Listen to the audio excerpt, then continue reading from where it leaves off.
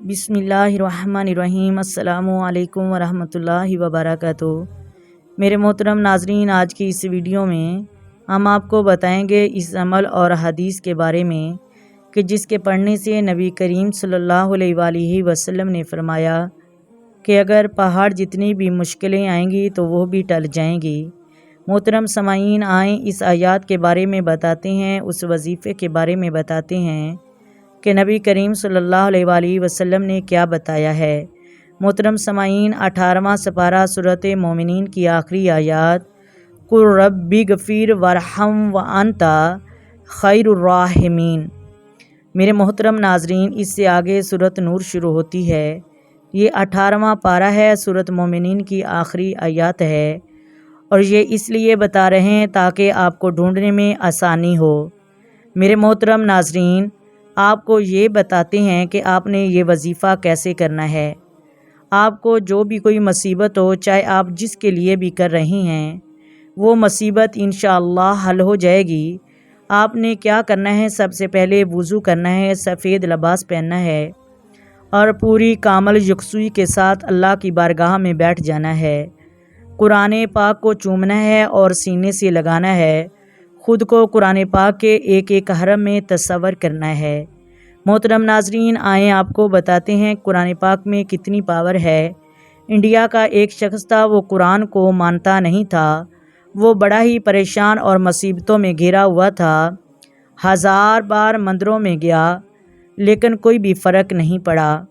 उसे किसी मुस्लिम ने परेशान हालत में देखा तो मुसलमान कहने लगा कि जब हम परेशान होते हैं, कुरान पाक की तिलावत करते हैं, पूरे ज़ौक़ से पढ़ते हैं, दिल लगा के पढ़ते हैं, हमारा काम हो जाता है। हम कुरान पाक से अपने मसाइल हल कराते हैं। आपको भी कोई मुसीबत है तो कुरान मजीद की सूरत मोमिनीन की आखिरी आयत पढ़ें तो वो तुम्हारी मुसीबत टल जाएगी। तो उसने दिल में तहिया कर लिया। मोहतरम नाज़रीन, दिल में ख़्याल आ ही जाता है कि चलो मैं भी ये करके देख लूँ, अगर हम पे कोई मुसीबत हो तो हम भी कोई हीला करते रहते हैं। इसी तरह उसके दिल में ख़याल आया कि मैं भी चलो ये करके देख लेता हूँ।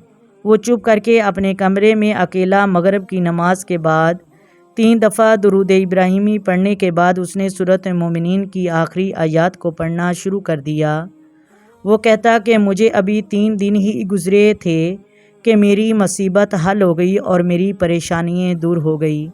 अल्लाह का करम हो गया और उसके घर में पैसों की फरावानी शुरू हो गई।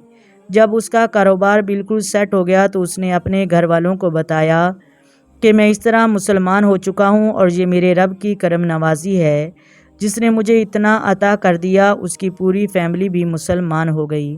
मोहतरम नाजरीन, अगर काफ़र अकीदा रख कर कुरान की तलावत कर सकते हैं और तलावत करने से उनकी मुसीबतें दूर हो सकती हैं, तो फिर हम मुसलमान हैं। हमारे दिलों में इश्क़ रसूल की जगीर है, हमारे दिलों में, हमारी ज़ुबानों और ज़हनों पे कलमा तौहीद जारी है। तो हमारे काम क्यों नहीं हल हो सकते, हमारी मुसीबतें क्यों नहीं हल हो सकती। हम इरादा तो करें, हम तसव्वुर नहीं बांधते। हम बस उस वक़्त रब याद आता है जब हम पर मुसीबत होती है। जब हम पर मुसीबत आती है तब ही हम अपने रब को अच्छे अल्फाज में याद करते हैं। बल्कि हम कहते हैं अल्लाह को, पूरे जहां में एक मैं ही नज़र आया हूँ, मुझ पर ही इतनी मुसीबतें डाल दी, अस्तगफिरुल्लाह नऊज़ बिल्लाह।